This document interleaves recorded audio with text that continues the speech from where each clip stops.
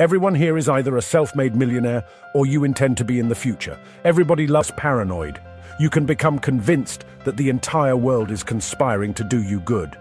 The way that you apply the law of expectations is by constantly looking for the good in every person and every situation. When you have a temporary setback, you can look into the setback for the valuable lesson that it might contain.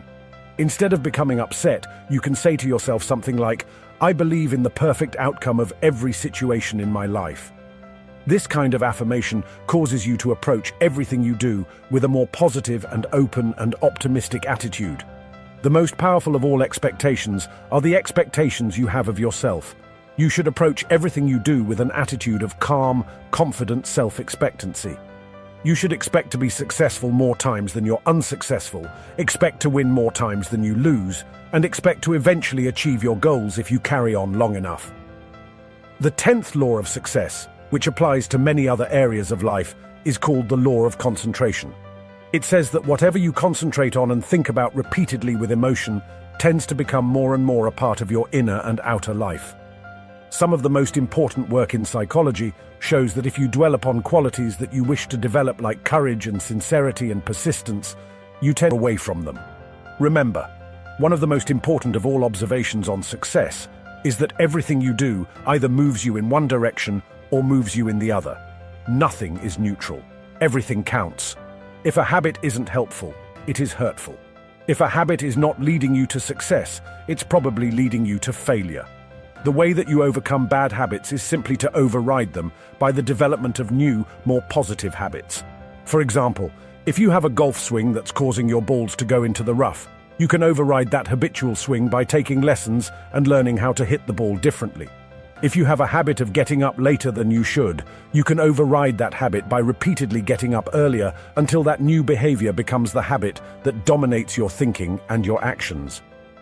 By practicing the law of concentration, in conjunction with the law of habit and thinking continually about how you would be with a new habit or behavior, you drive this message into your subconscious mind, and you eventually begin to behave in a manner consistent with the new habits you wish to form.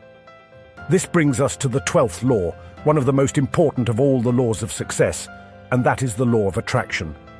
The law of attraction says that you are a living magnet, and that you inevitably attract into your life the people, events, and circumstances that harmonize with your dominant thoughts. This is why we say that whatever you can hold in your mind on a continuing basis, you can have. Whatever thought you hold clearly and mix with emotion begins setting up a force field of mental energy that begins drawing towards you the things that you need to achieve that goal. This law of attraction has been written about for hundreds, if not thousands of years. It's contained in the old folk sayings like attracts like, or like begets like, or you've perhaps heard birds of a feather flock together. My friend Mark Victor Hansen says that whatever you want wants you. These are all ways of saying that your mind is extremely powerful, and that whatever you think, emotionalized, becomes a form of energy like a magnet that's attracting the events and circumstances you experience.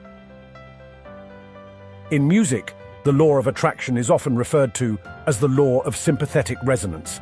It explains, for example, that if you have two pianos in a large room and you hit the key of C on one of the pianos and then walk across the room to the other piano, the C note or string on the second piano will be vibrating in perfect harmony or resonance with the C string on the first piano. One of the most common examples of this law is when you enter a room full of people, and you almost invariably have a sympathetic resonance or attraction with someone else in the room. You'll have a tendency to gravitate toward a person with whom you are comfortable and compatible, and that person will have a tendency to gravitate towards you. Very often, two single people at a social gathering will have a level of sympathetic resonance that draws them towards each other and into conversation. By the same token, when you have a very clear goal or idea, you will tend to attract people to you and be attracted to people who have ideas and information and resources that can help you to realize that goal.